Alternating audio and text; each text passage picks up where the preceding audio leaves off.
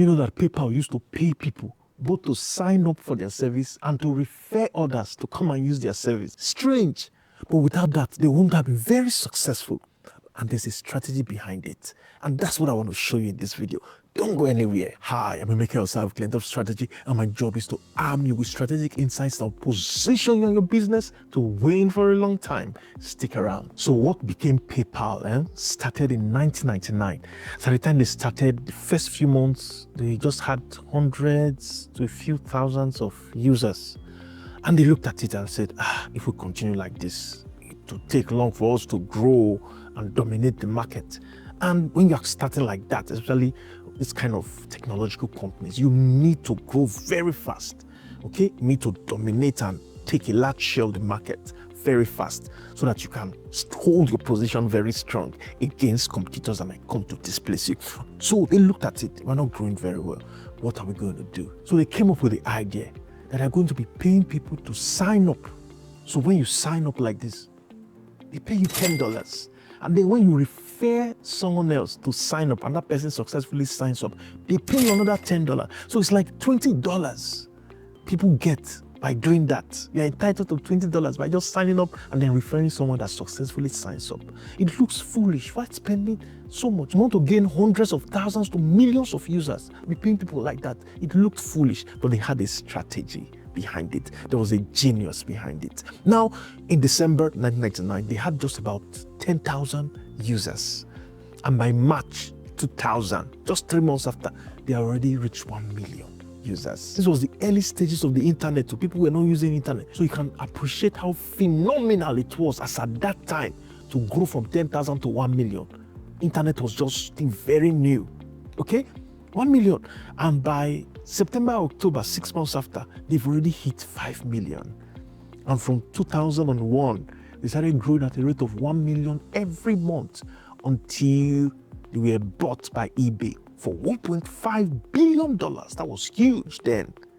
Okay? As at that time, they had reached 20 million users. And this is because of this strategy they employed, paying people, incentivizing people. But there's a catch, okay? There's a catch. Because Microsoft, okay, when they brought out Bing, okay, a search engine to compete with Google, they started paying people to use their search engine.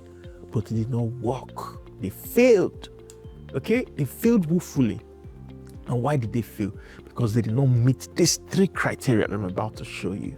All right? So it's okay to bribe, in quotes, bribe people like that to come and use your service if you meet these 3 criteria, and it will make you grow very explosively.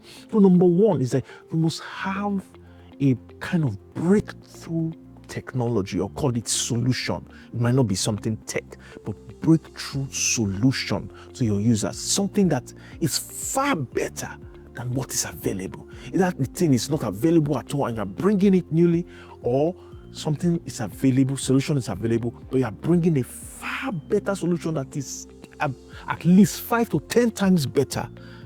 That is number 1 criteria. And that's when people you can incentivize, because Microsoft, their Bing was not superior to Google, and they are trying to just think it's money. Money will not solve it. People will collect your money and they will still go to the one that they feel is better. Are you getting it now? Because they already have some loyalty there.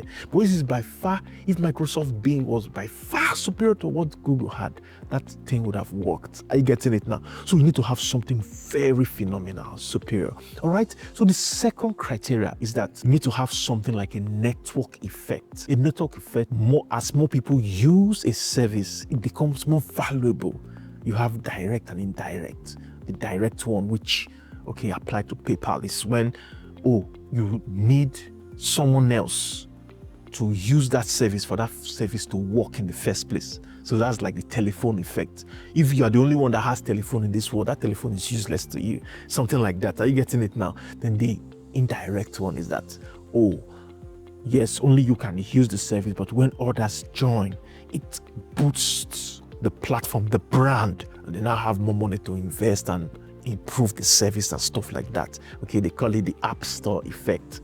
Are you getting it now? So that's something like what Dropbox used.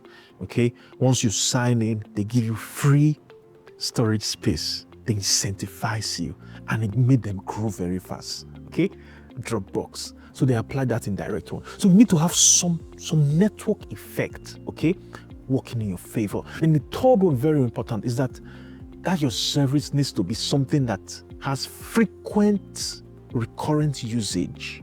Okay, it is something that people need to be using frequently, not something that people will buy once and before they want to buy again, maybe 1 year time and stuff like that. Something that they need to use frequently, recurrent usage, okay? And so that your business model can be around something like subscription based or commission based, as they use it to gain some commission, or they regularly subscribe to it, maybe monthly, stuff like that. Are you getting it now? So you need to meet that criteria, okay? And why does it need to meet that criteria? So that your customer lifetime value, okay, will quickly offset your customer acquisition cost, because you are paying people to become customers. Okay, so you are spending a lot to acquire customers, customer acquisition cost. But because they are using it frequently, which they will later start paying for the service little by little and so on, over time it will offset and cover that customer acquisition cost. Are you getting it now? So it's not going to affect you. Are you getting the logic behind that? So when you put all these things together, it will now make sense for you to start paying people, or whatever incentives you can use innovatively to come and buy them to your service. Then you have to meet this criteria so you can grow very fast, because rapid growth is very important. It's a strategic advantage in business. Are you getting it now? So once you subscribe to this channel, we're going to be releasing strategic insights like this that will help position your business to win for a long time. So I'm going to see you in the next video.